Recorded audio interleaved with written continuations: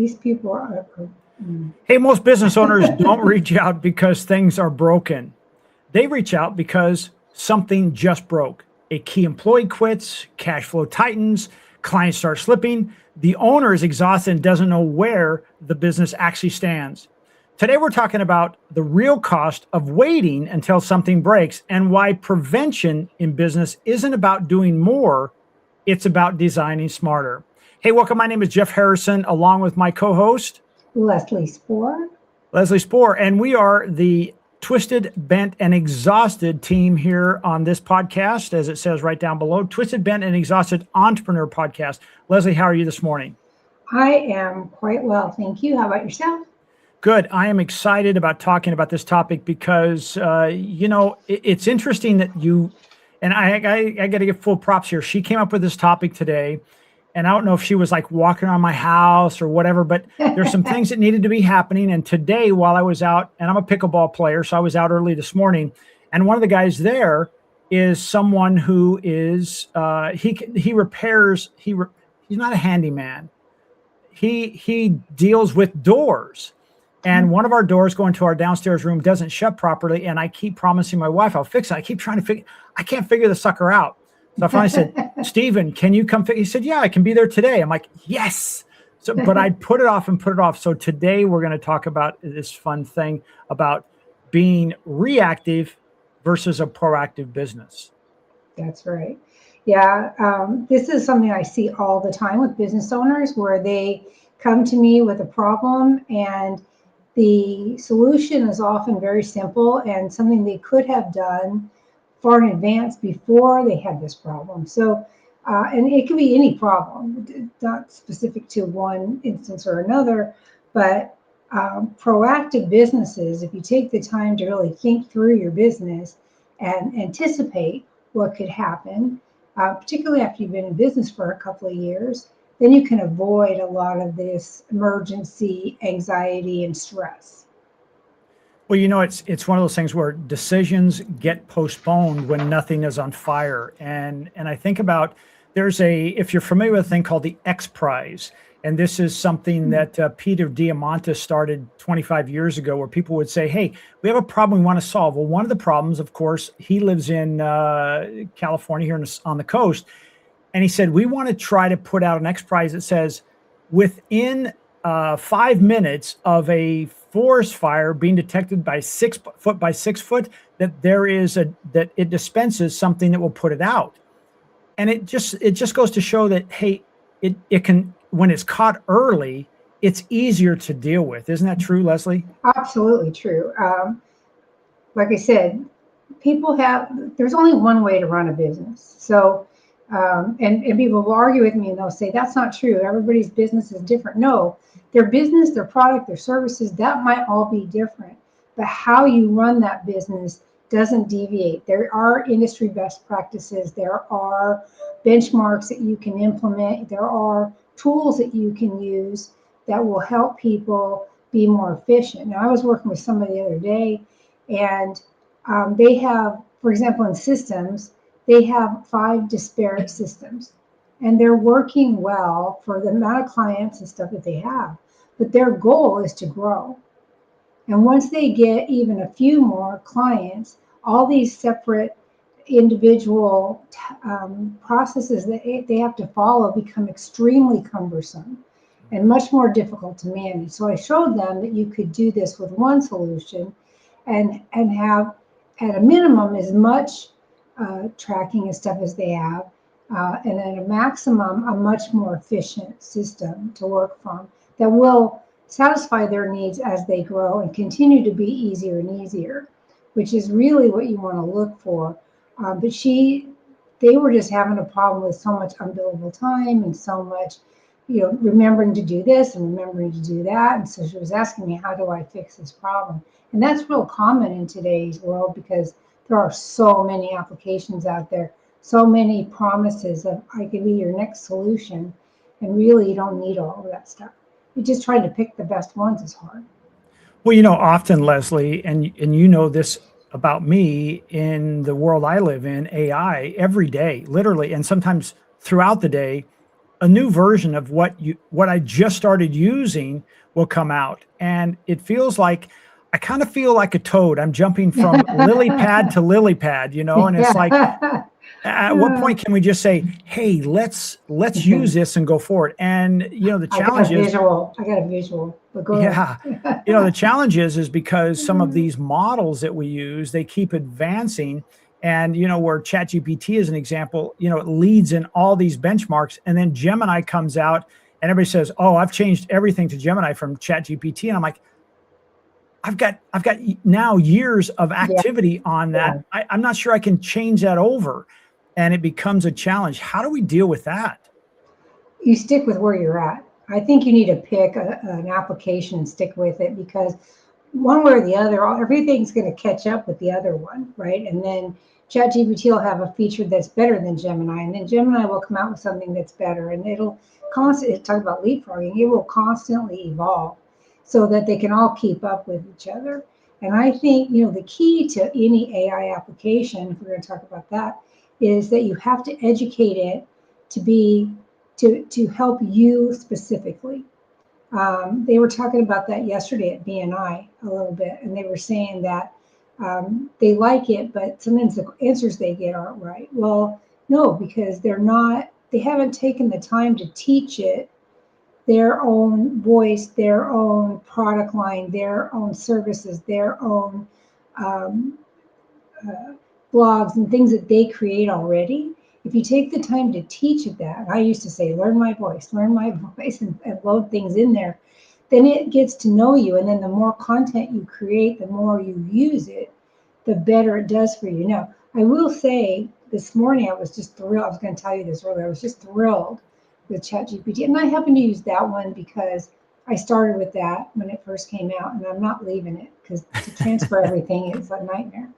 But I got up this morning, came in my computer, and the thing had crashed in the middle of the night. Mm. It said computer has experienced a problem and had to stop, and then it was frozen, and it had a kernel error on the screen. So this is what failed, this kernel error. So I took a snapshot of it, got the system rebooted, and then I typed it in the chat. I said, okay, this is what happened. What does this mean, and how do I fix it? Because when you get a blue screen, or in my case, a black screen, but remember the blue screens, it meant catastrophic failure. The death screen. Your heart just seizes when you see that, right? Because all your life is on that computer. So, so it said that this is a real common failure. Doesn't mean I did anything wrong, thank goodness. It was sort of a conflict between needing to do an update and where it was sitting at the time. And of course, I have like 10,000 files open at any tabs open at any given time. So, excuse me. So it gave me all the steps to do, and then it said, "Well, is it a laptop or a desktop?" And I told him it was a laptop, and it came back and said, "Even easier, do these things." So I copied them out and saved it so I can do it later when I'm not in the middle of the day and make sure that everything is okay. But it's nice that there's a resource you can go to without a lot of searching that does have the internet's worth of knowledge that can help you. Yeah. So far, it hasn't steered me wrong. So I really like that. Well, what's funny is we're talking about decisions get postponed when nothing is on fire. I think some of those things, as an example, I have my water heater scheduled to be flushed, and the one I had before, and I think this is the third year, maybe second or third year I've had this, and so it's fairly new. And the manufacturer recommends that you flush it once a year.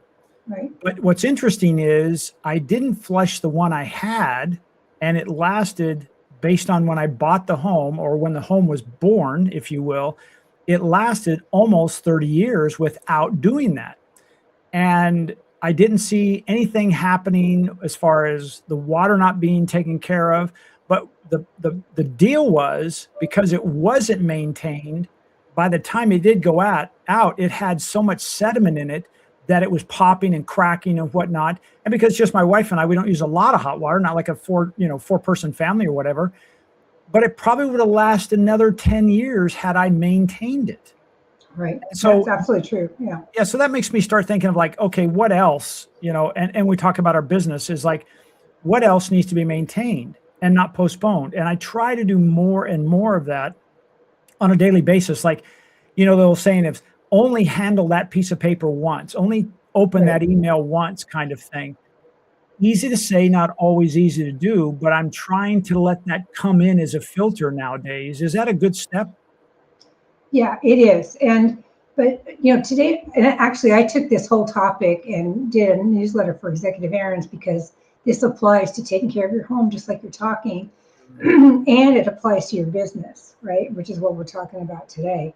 So yes, absolutely, there should be a list of things to maintain in your home and also a list for your business, procedure updates. You know, the people who are smart enough to at least create them, that's a good thing. But if you don't have a policy to go back and review them Mm. on a specific frequency and update them as your business evolves, eventually they become useless because things change.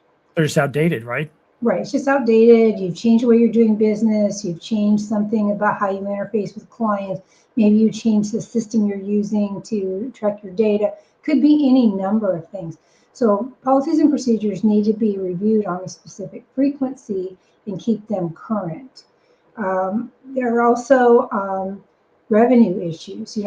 I took my um, last year's P&L and I ran it through AI and said, because I verified first that it does not retain any of that data, right? It's not available for anybody else snooping around.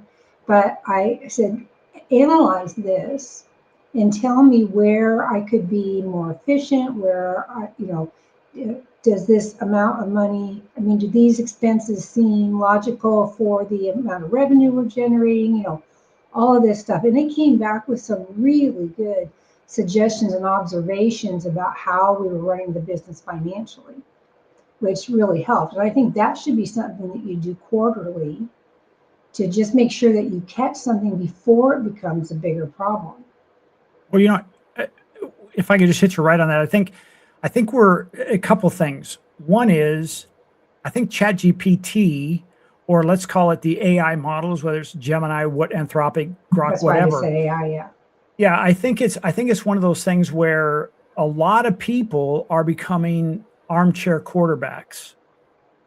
And so what happens is they will do what you're just talking about, and they'll grab, let's say, ChatGPT and throw the P&L in there, and without telling it what to do, without Oh no, having you the have to knowledge tell behind it. it. Right. And what'll happen is it'll come back with something that will be very vague, very broad, because that's what it's going to do first.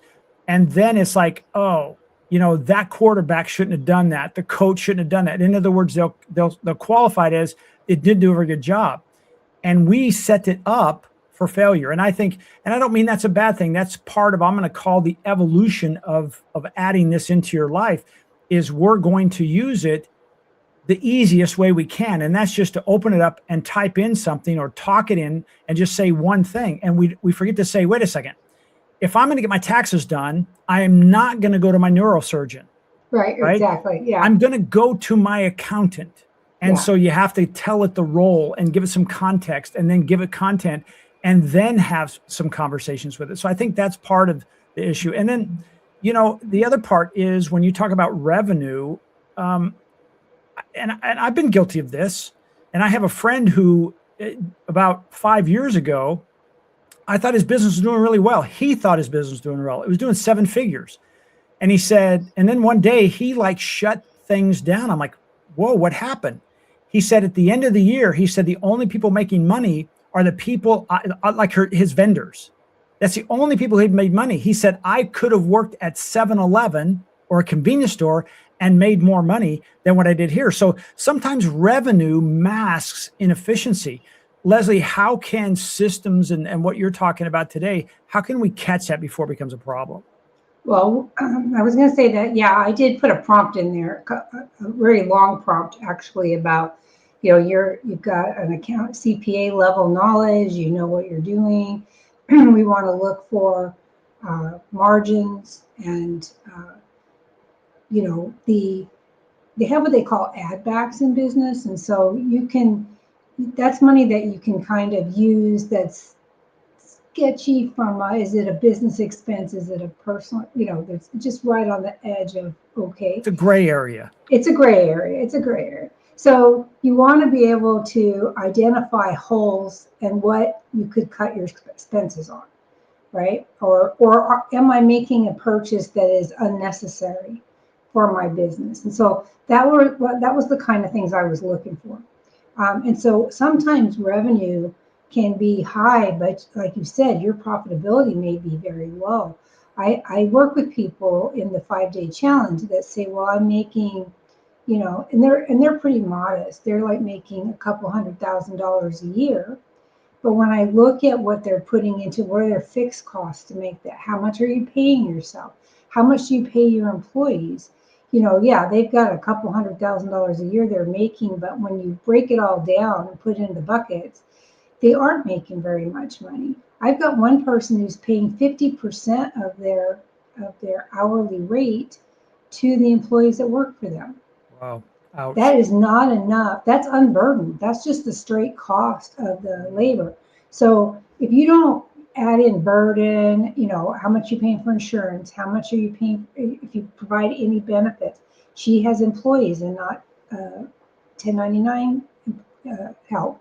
So she's also paying a portion of taxes and a whole bunch of other things. And so, like, if you don't take the time to analyze how you're dispersing that money, you can think that you're doing really well, but in fact, you're not. So it's not about the gross number, and it's not really about the net number either. It's about the numbers in between and what are your margins. And so you really need to look at that closely if you want to be a profitable business for the long term. And again, it comes down to, am I building a business for myself, or am I building a job for myself, or am I building a business? We talk about that quite a bit, right? Because if you're building a job for yourself and you're doing the work and your growth is limited by what you're able to do, then you have cleaner numbers as far as, okay, I don't have as high of a burden. My overhead is not so high. My revenue is more accurately my revenue. But when you start adding support and delegating and having non-billable administrative support, which you need if you're going to grow, then that revenue number, that gross number, is not necessarily as accurate. It's accurate, but it doesn't represent what you think it does. It can really create a delusion, can it?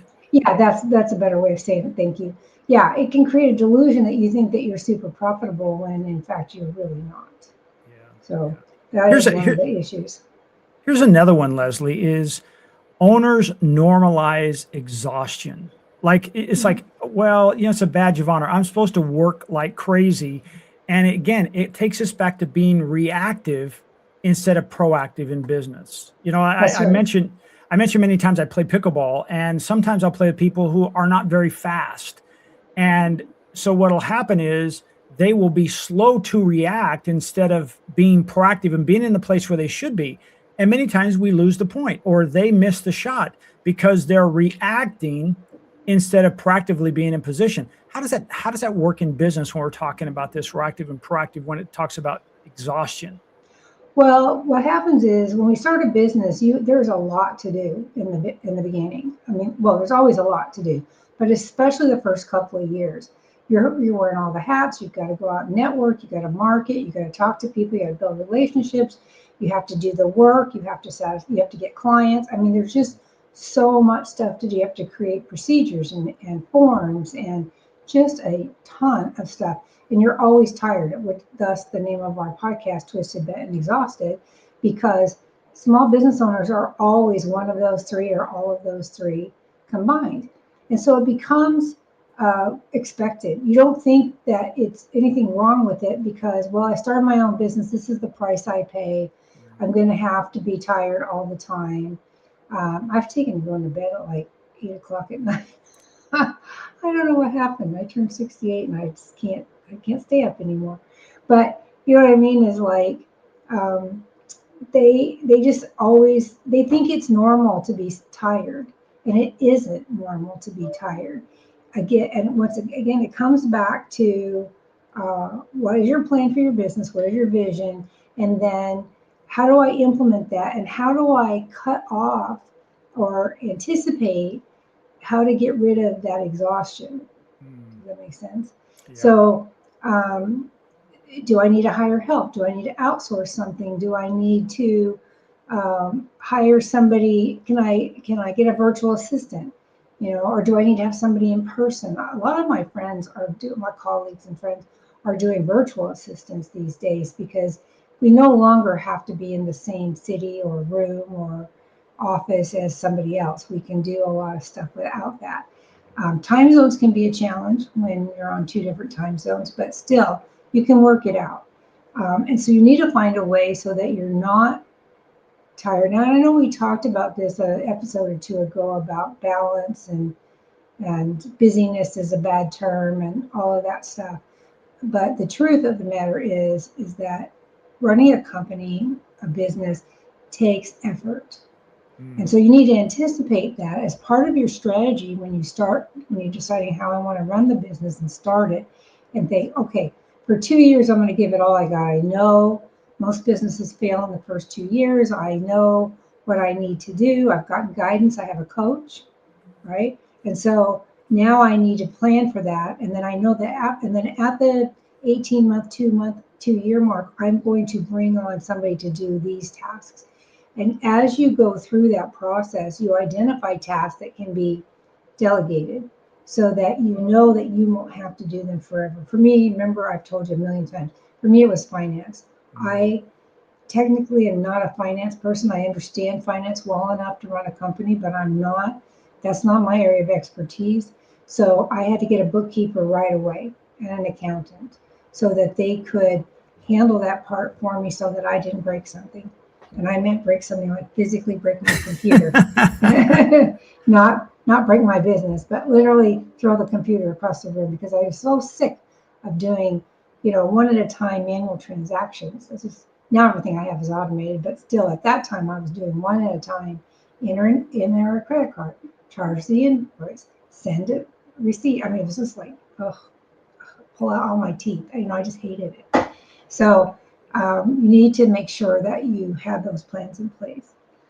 Well, another one is and this is so true. I call it kicking the can down the road. Is I'll fix it when I have time. It becomes the rule instead of the exception. There are times where you say, I can't do this right now. I'll do it another time. But when you're doing it all the time, it just becomes the rule.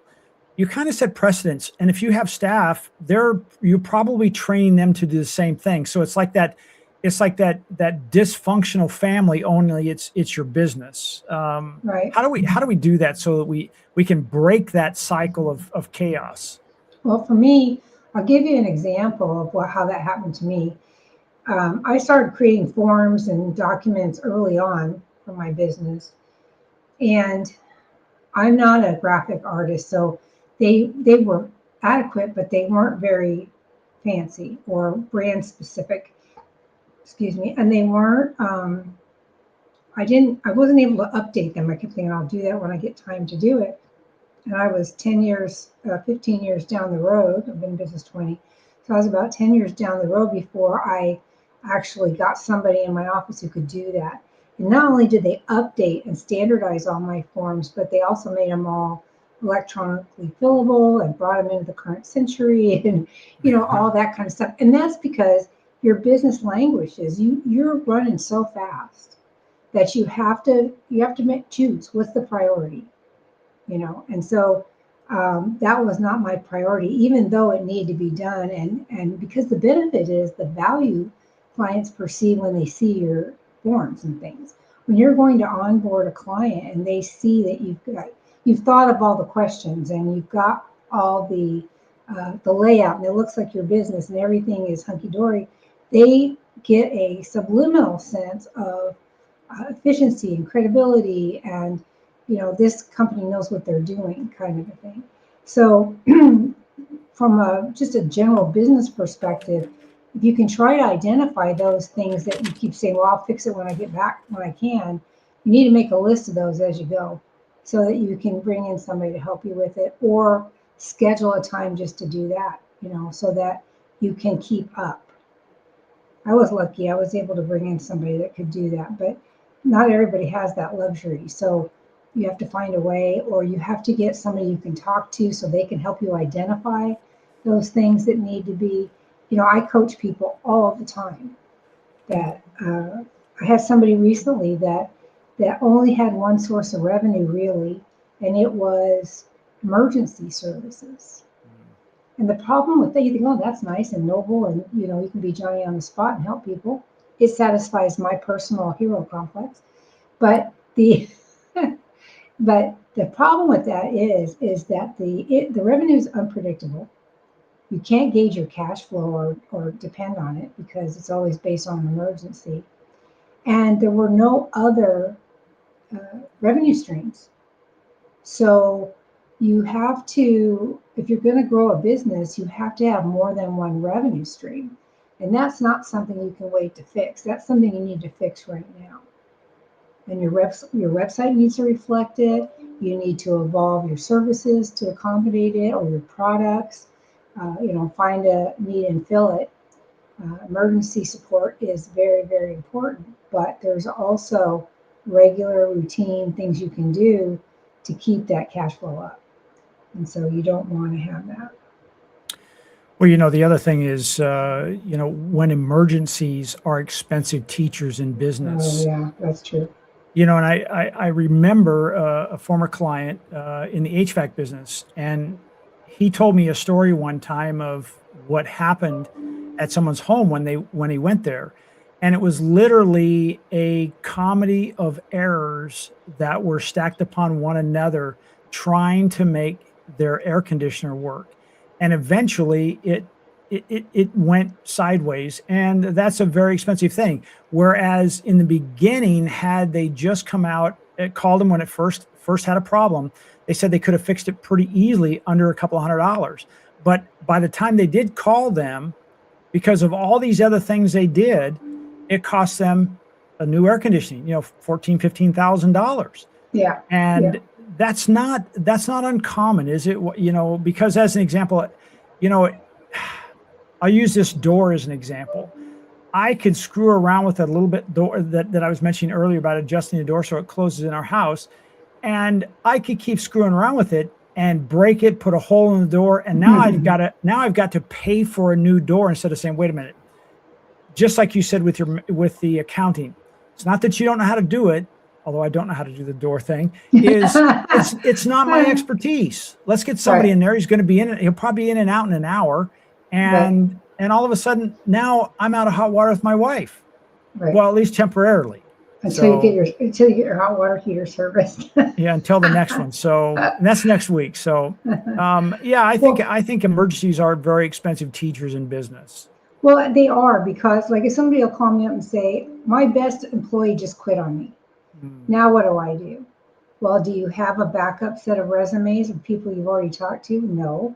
Well, now you're in a bad situation because you have to support your clients, and now you've got to hire somebody, and you won't have time to properly vet them. yeah. And if you don't vet them properly, you could get a criminal or an alcoholic or somebody who's bipolar, all three of which has happened to me. So I know what it's Hopefully not like all to, at the same time. no, no. Well, a couple of them were together, but generally they were all separate. I mean, 20 years, you got to know that occasionally you hire somebody that's a bad apple, right? Yeah. And then some of them are really good at hiding this stuff. So, and then once you get one, say they're bipolar, you can't let them go for that either. So, Mm, not in California anyway. So you have to let them burn themselves out. But what I'm saying is that if you have an emergency labor issue, now you've got to hire somebody right now, and you don't have the luxury of trying to go out and vet somebody and build a relationship and see if they're truly a good fit for you. We always have potential new hires do ride-alongs so mm. that they can see what the job is like and see if they like it before we spend all the money training them. Because the people that work for me have a lot of responsibility, and I need to make sure they're up to the task. And so that means that they like the job, that they are detail oriented, that they're good with a computer. I mean, there's certain things they have to have, and if I have to hire somebody in a hurry, I can't I can't do that, which then costs me all of that. It cost me the training, could cost me relationships, could cost me in lots of different ways. The other thing is that, say you hire, I'm just using the hiring as the example of an emergency for the purpose of this podcast, but say you do rush and hire somebody and they seem good in the short term, but then you find out later that the job they were doing was really, really poor. You didn't audit them, you weren't doing a follow-up, they were communicating properly. It looked like they were doing the right thing. And then later, once they've left and you go behind them and check and you find out, oh my God, these things are all wrong. And this could hurt me with my client. And what if they had come into town and saw this? Oh my God, it'd be terrible. So if you take the time to develop some resumes, hold them back, you do have to update them every year or so. You can't just assume somebody's still going to be available. But if you take the time to run ads when you don't really need people and sort of talk to some people and get people lined up, you can avoid a lot of pain. And that's same with having computer systems or documents and procedures or building a good face for your business. These things become important for sure when there's an emergency, right? When you have to do damage control, nobody likes to do damage control. And actually, or say like billing. I know somebody who bills only in arrears, right? And so every payroll, they're in a panic because they have to front the cost of payroll. Yeah. Trying because they haven't gotten paid. And I'm like, why are you doing it? It's a service. It's like having a gas credit card, for crying out loud. I hate gas credit cards because at the end of the month you get a bill and you have nothing for it. It's already all been used. So I don't like it. But when you sell time, that's exactly what you're doing. You're selling time, in my case. And so at the end of the month, they got to pay the bill. And I don't want to wait and chase them for the money. It costs way more to chase money than it does to just pay a credit card fee. Certainly does. I can show the math. Okay, it just costs more. So I've been convincing people that I work with to bill in advance, at least something in advance, so they have a portion of their expenditures covered. That way, they don't get stuck for 60 days instead of 30 or 90 days instead of 60 days. The stress and the burden of carrying all of that like the screen says, it compounds instead of getting resolved. Where if you bill in advance, even for part of the time, then you reduce that stress and reduce those problems to a just merely insignificant level. Yeah, I think about this whole thing about compounding instead of resolving. It's almost like, I was born in Colorado and lived in the north for a while until I was about 14 or 15 years old. And if you saw a car that had rust on the outside, it didn't start from the outside. It started from the inside out. And they said, by the time you see it on the outside, it's almost too late to fix it. Right. Well, that's kind of this compounding. By the time it starts rusting and you see it on the outside, there's a lot of rust underneath there, or there's no foundation. And right. So I think it's important, as you say, if you can catch this, just like we went back to the very beginning, if you can catch that fire when it's 6 foot by 6 foot in a forest, you can stop it from burning the whole forest down. Right. And so I think that is so important to try to catch it early on. And I think, this next part, because I think right away, Leslie, we've been talking about, hey, these are the problems if you're reactive instead of proactive as a business owner, but really now what quiet prevention looks like in a business. So kind of taking some of that off their shoulders.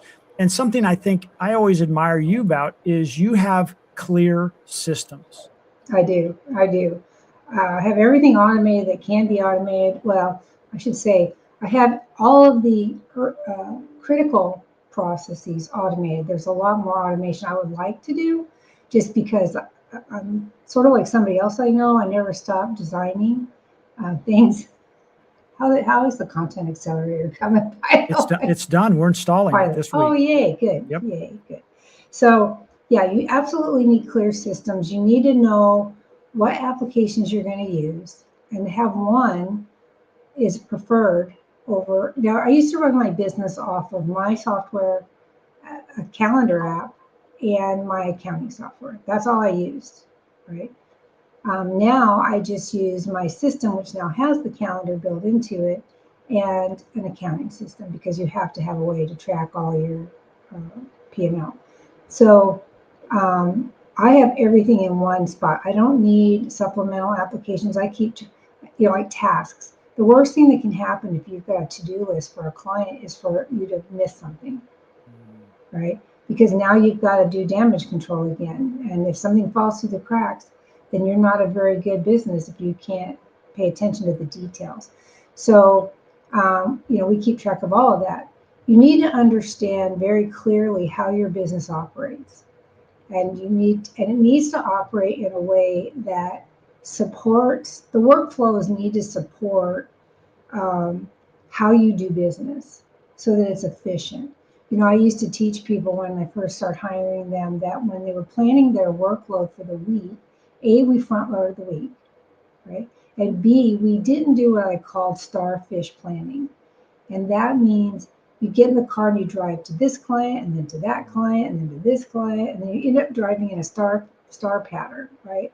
You want to do a very clean circle so that you are, and I try to avoid left-hand turns if ever possible. So that's, UPS does that. Did you know that? They Yep. avoid left-hand turns because it takes longer to stop and wait to make a left-hand turn than it does to make a right-hand turn.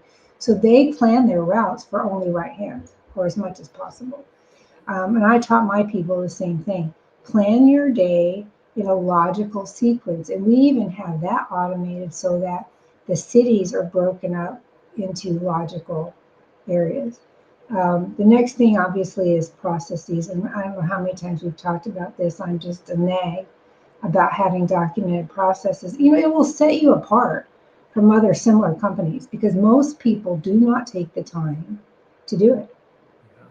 And if you're running a company like mine, my Executive Errands, I already have all this stuff documented and offer it to you as a baseline.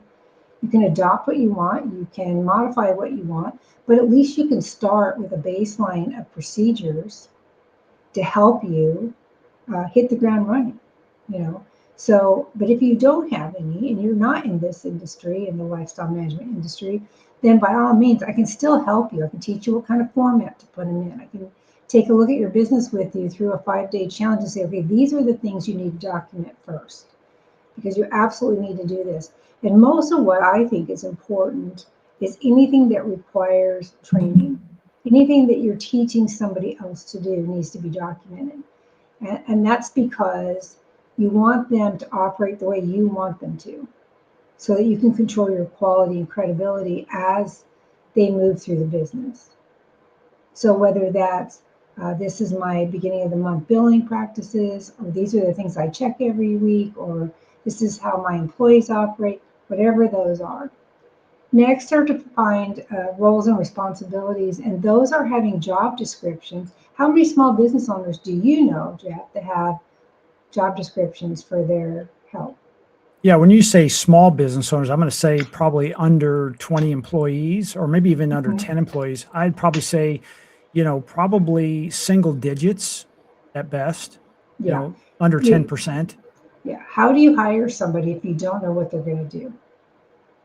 Right. So you need, Well, when you hire, the small business owner typically, let's just use as an example, the average small business owner is two or three employees. And so it's one of those things, and this was a challenge for me when I went from working for a small golf industry place to a larger corporation. And I needed to, and I'm not kidding you, needed to change the light bulb. That wasn't in my job description. So I wasn't allowed to change the light bulb because I hadn't been trained on it. I'm like, are you out of your mind?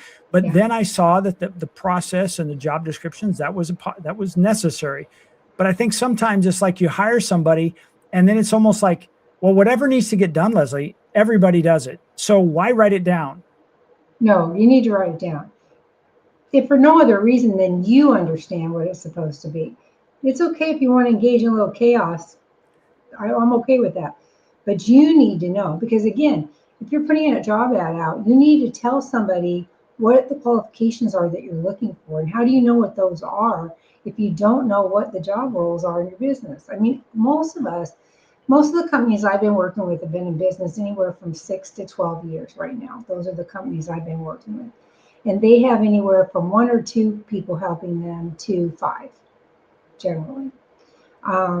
And so the ones who have only a few people helping them have somebody in an admin role to help offload their workload, right? The owner's workload, and maybe somebody to help them with clients.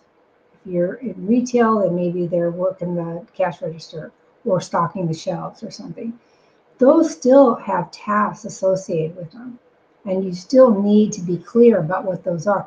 That doesn't mean, I used to put at the bottom of my job descriptions, because I used to work as a consultant, I was heading up operations groups in companies that had unions. And nothing teaches you better how to write a job description than working in a union. I can tell you that. And so I used to write the job, because if it isn't in there, they would not let you do it, right? So I would put at the bottom, and other tasks as assigned. And they approved them all, and I got that through, so that I could ask people to do whatever I wanted, because they couldn't argue with it. Then it was in their job description, or other tasks as requested, or whatever.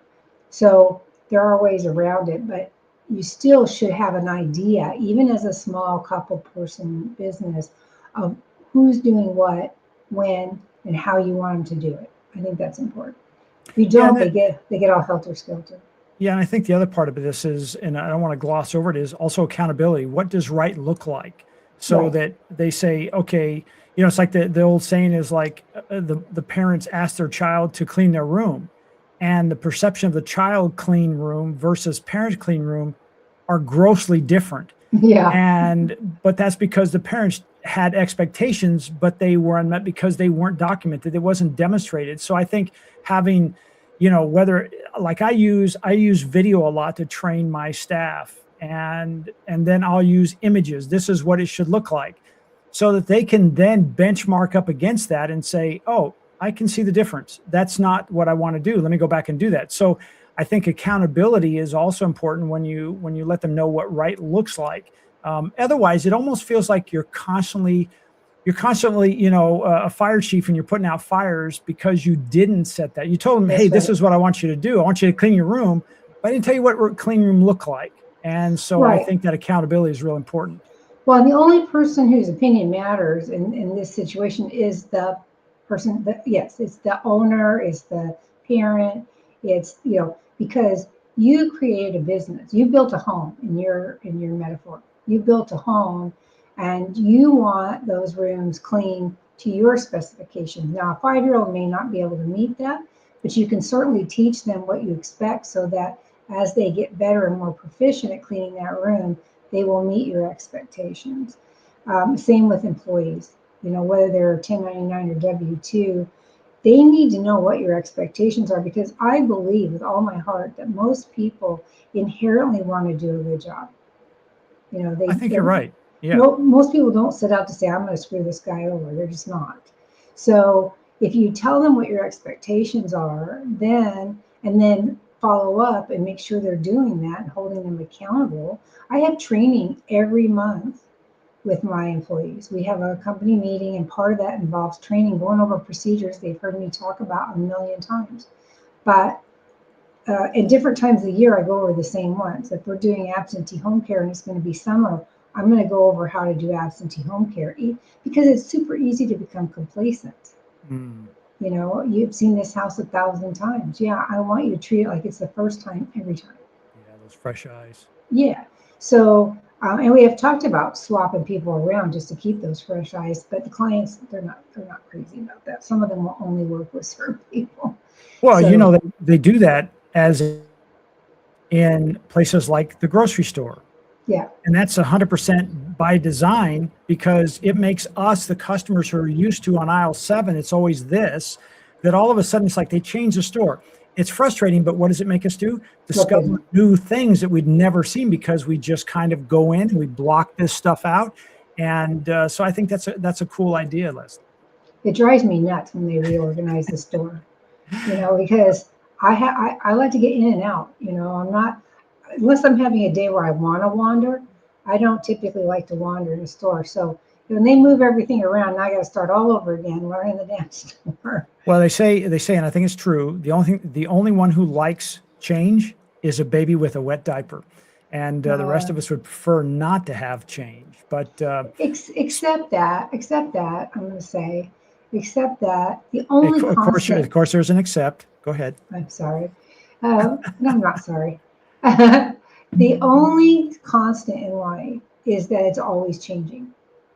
Right? That's the only constant, which sounds like an oxymoron, I know, but everything changes all the time.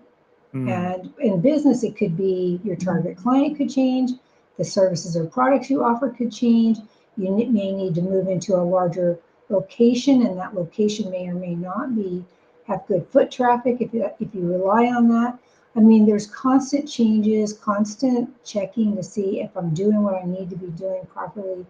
And so you need to be thinking about this before you get into a mess, before chaos sets in, because it will. Chaos is always sneaky. It's like water. Water always finds a way. Chaos does too. It's always looking for a way to get into you. And so, but I have a tattoo of chaos because I believe that out of chaos, really great things can happen because it forces you to look at stuff and to fix it and make it different. It's better if you can do it proactively, but well, it's like this whole idea of setting aside time. You talked about setting aside time to train your employees. I have a weekly meeting with my staff, and it made me start thinking like, I have a meeting with one person on my staff because she takes care of everybody else. She's my project manager, and I'm like, I probably need to do a little bit more communicating with my entire staff, so I make sure that what I might say to her does not get diluted or misinterpreted. And so, there are probably three out of the 10 that I probably communicate on a regular basis. Faisal is one of them. Gentleman who takes care of my SEO. And then I have a gentleman in Vietnam who also does editing for me. And those I tend to have a little bit more interaction with, but everybody else, she kind of runs it. And for the most part, okay. But it makes me think as we talk about this, for me, I should go back and create that opportunity to now talk to them a little bit more often, just to make sure that that message is consistent in level 1 versus level 10. It's like that old whisper. I tell you something, or you get in a circle and I tell you a secret, and by the time it gets around, it's like, what? That wasn't even close. And I want to make sure to prevent that. So set some time aside.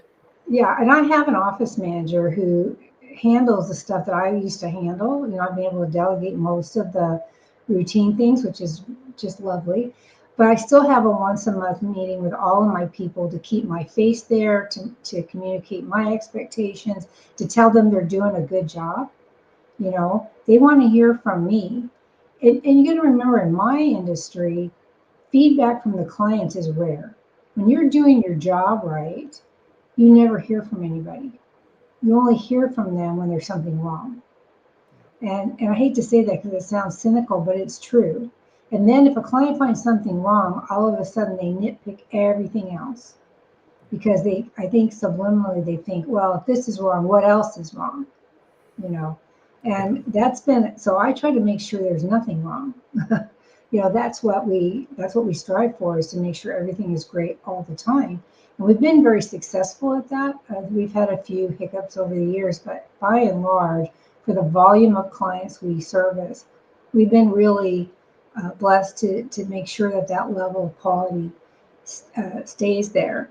And I think that goes right back to our opening statement, as far as, you run a business that you're always proactive. Very rarely are you reactive. Right. And the reason is because all the things we've talked about, making sure your staff knows their roles, what accountability looks like, the processes, the procedures, all of that stuff is in place. And so it does this right here. Peace of mind is a legitimate business ROI. We never think that in there. We always think it's a dollar and cent thing, but it really can be like, I really love my business. It's not driving me freaking bananas. Well, yeah. And we all have days where we don't like it. I mean, everybody hits a wall every couple of years that says, why the hell am I doing this? I was going to think, I thought of another expletive, but I decided not to use it on this Thank podcast. you. Although other podcasts use it all the time, but I'm not going to. So, I'd have to change the level of who can watch are you this. going to bleep me? Just all of a sudden, if you're 13 years or younger, you can't watch this. Some of those kids are worse. True, true. But being able to know, and I every once in a while I get, so all of us hit this wall every few years that says, why am I doing this? What was I thinking? I feel that less and less as the business matures. We're at 20 years, and so I feel that less, and I have good systems and people in place. But that also gives me a peace of mind knowing that things are being done properly. Now, every once in a while, we have a new person in the office, so I've been kind of micromanaging, sending things that come back to me as this has already been handled, we already know about this, blah, blah, blah, which A, assures me that the people that have been here a long time are still doing what they're supposed to do, and B, that the new person understands her job role and what she's supposed to do. So it's interesting, the dynamic. Even I get caught up in this micromanaging occasionally, but you want to fight that with all your work, because then you enjoy your business more. Then you don't have as many of those days where you don't question why you're doing it. You're right. You have fewer fire drills. You have fewer damage control efforts. Things don't fall through the cracks. There's just a lot of better things. I can tell you this, and I don't know if you've got a headline for this, but if your business is running well, it feels super boring, okay? Because um, there's no crisis to deal with, right? There's no last minute, I got to scramble to do something. There's very little chaos. It's just, and you almost get like, oh my gosh, this is so routine. I need something to spark me up, which is part of the reason I keep creating new products for concierge business solutions. Just Which can't leave things alone. I know. I know. Well, now I'm considering licensing executive areas. So, Of course you are. because I looked at the difference between franchise and licensing, and I'm going, yeah, I could do this. So maybe I'll do that. But anyway, you want to be able to trust, like the good hands. You want to trust that your business is being um, run properly by the people you have helping you. Whether it's one person, 10 people, doesn't matter. Your 10 people all have specific roles that they do, right? I'm talking to you. Absolutely. Okay, Absolutely. he went No, somewhere else. I don't I know thought where he went. you had the tone of that like it was not a question, it was a statement, like you were going to continue No. on. My apologies. I saw your eyes glaze over. So it's Yeah, like, yeah. she's talking again. Uh, No, but you have 10 people, they know what their roles are, and they do a really good job. So you don't really have to monitor them as much, especially because you have a project manager who manages them, which is great. Um, would you make more money if you didn't have a layer in between? Probably, but I happen to know that project manager also has roles that she's she, right? That yep. she also does. So you're getting kind of double for your effort. So, as long as everybody understands what their role is, they understand the expectations, you have the right systems in place, you have documentation in place, your business can run really, really well. People are able to make better decisions. They are stronger as a team. They can help you and anticipate. My people write WWLD. What would Leslie do all the time? And I've noticed that one of my employees who I've been mentoring for about 4 years is starting to write emails even the way I write them. And she's thinking outside of the box, which I'm thrilled about. She's now saying, like, she walked into a property the other day and there was a broken sprinkler, had a leaking faucet, and one other leak somewhere. Oh, it was a leak under the sink. And she said, we need to take care of this, and we will, but I'd like to permission to go ahead and get somebody out, the plumber out to check the pressure regulator, because typically we don't see 3 different leaks on a property unless the pressure regulator is broken. And that's exactly the right way to think, because I've had that happen. That's exactly what happens. Yeah. So for her to come up with that without me seeing the email about the 3 leaks and saying, hey, what about the pressure regulator, I was so happy, because I thought, yes, she's got it. She understands. And I called her and told her so too. I said, you're doing such a good job. I can see that you're thinking through these things, and it's really good. Well, the other thing is owners who can step away without panic. Like last week, you had an issue where a crown came off, and Yes. you had to go out of town, and it wasn't like all of a sudden you forwarded your phone calls and said we've closed down for the day. You didn't put a close sign on the window. Business ran as normal. Yeah, I had to go to Mexico, which sounds like a really far place to go, but it's like 2 hours away. That's where my dentist is, and I had to go get the crown reinstalled, and um, I never even worried a minute about the business. I knew it would be fine. I check my email. I have a Mexico plan on my phone, so I can actually get email in Mexico. So I can keep an eye on stuff, but I rarely even have to do that. I mean, they've got me so pushed out of my own business that they do everything. And it's great, because the whole point of all of this is what? Operational independence, Yeah. right? I'm pushing that like it's I don't know, what am I pushing it like? I'm pushing it like it's my mantra. You need operational independence. It's what saves you. It's what making having a business makes it fun. It's what is rewarding, and the true measure of success is operational independence. It's not how much money you make. It's not how many clients you have. You can always get more of those, but being able for your business to run well without you is a huge sign that your systems are right, your documentation is right, your training is right. Everything you're doing is correct when you can walk away and it still operates.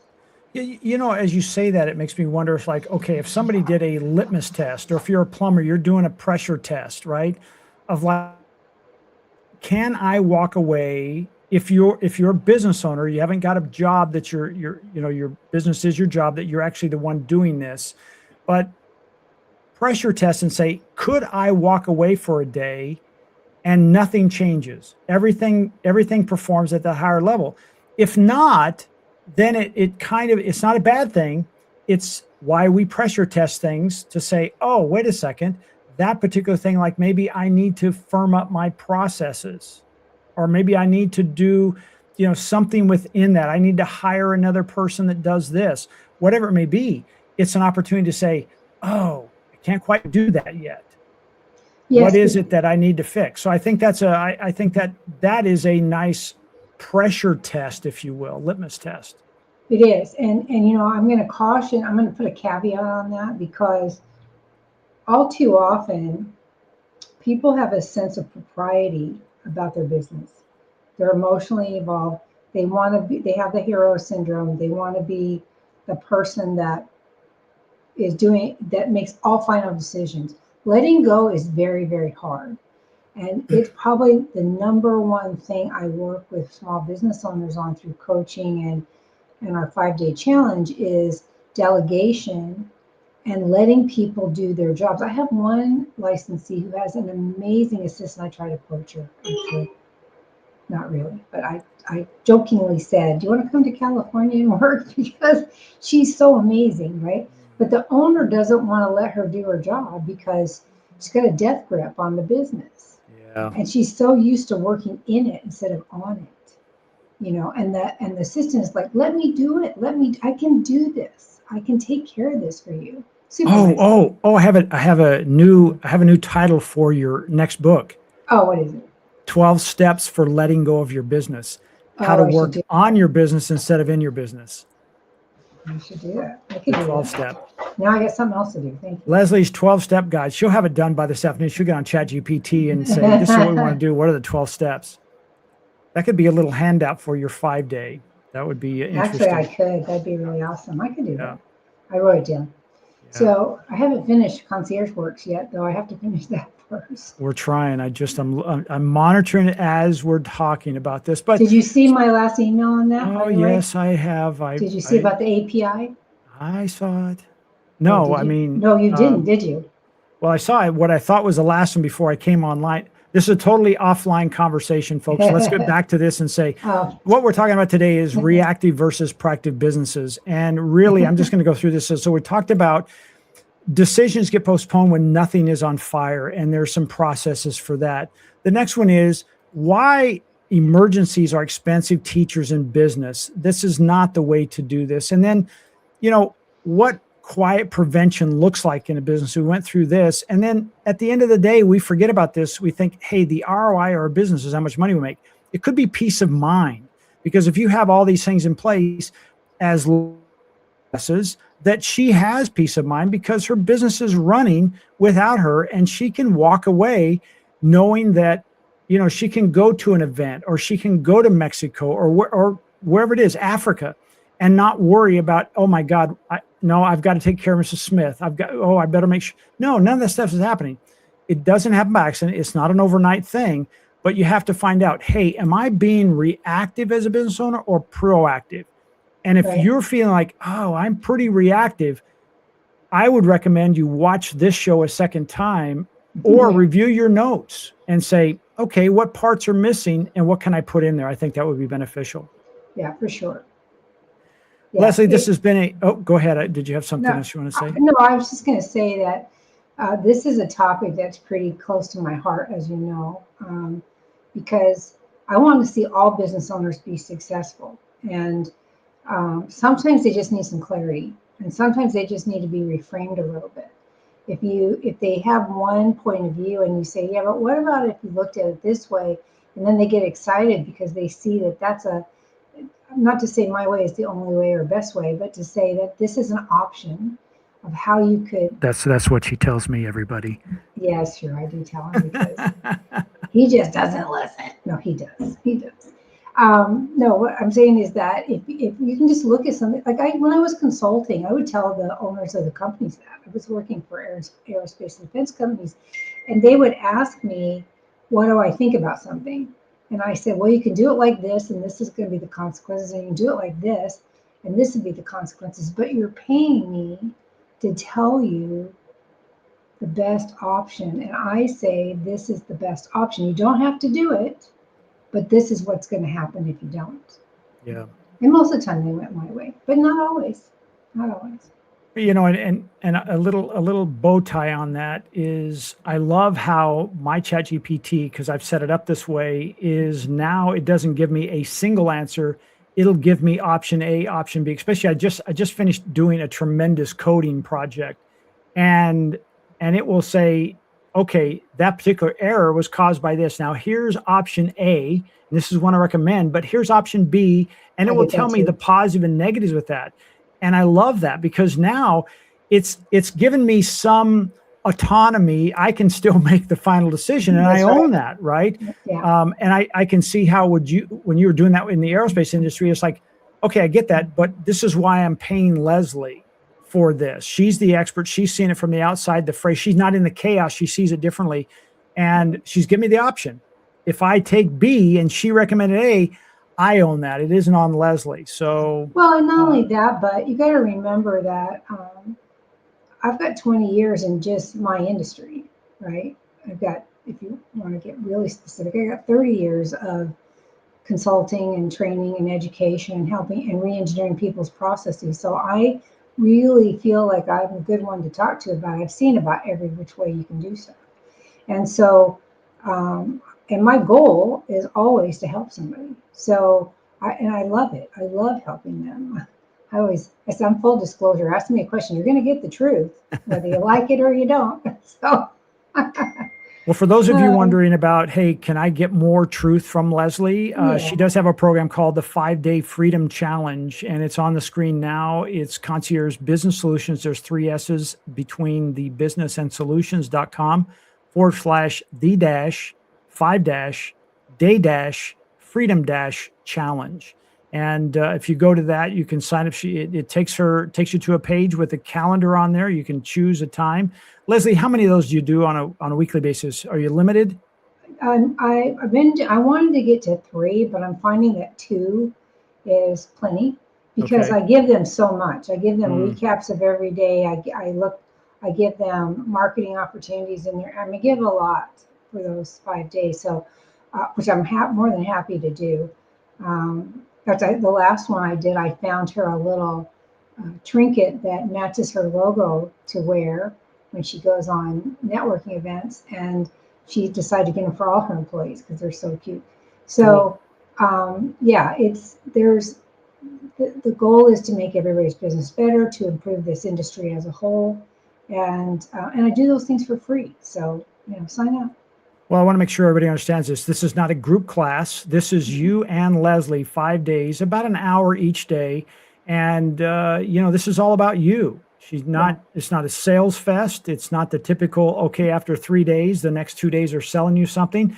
Although I have to be just straight up here. If she sees opportunities that she can provide, whether it's her product and services or someone else's that will make your business better, she's going to be full disclosure. She's going to offer that to you. And then again, it's like, it's your choice. Right. And she's not one of those people that, hey, she's going to say you should do this because she gets an affiliate or she gets paid for it. It's because it will make your business better. She wants to, I think everybody you've done any 5-day challenge with has become, I'm going to say you haven't been doing it that long, but has become a long-term relationship. Have you not? For sure. Yeah. I've made some really good friends doing this.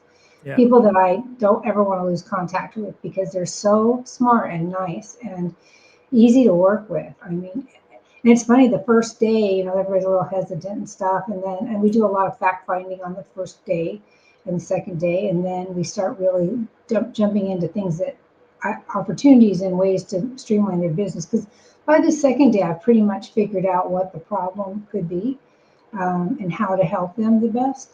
And so we just expand on it from there because it is very tailored to their business. Sometimes we have to go a different direction depending on the company and what you're doing. But at the end, they all see value. And but I've got a new testimony coming your way here shortly. So yeah, it's really fun and I love it. And I would love to do it for all of our listeners.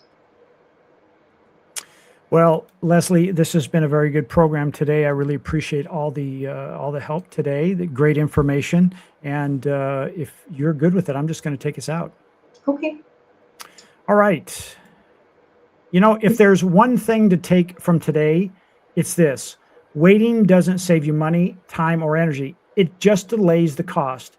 Businesses don't usually break all at once. They break slowly, quietly, and expensively when no one's paying attention. Make sure to take care of your business. Catch it before the rush shows up on the outside.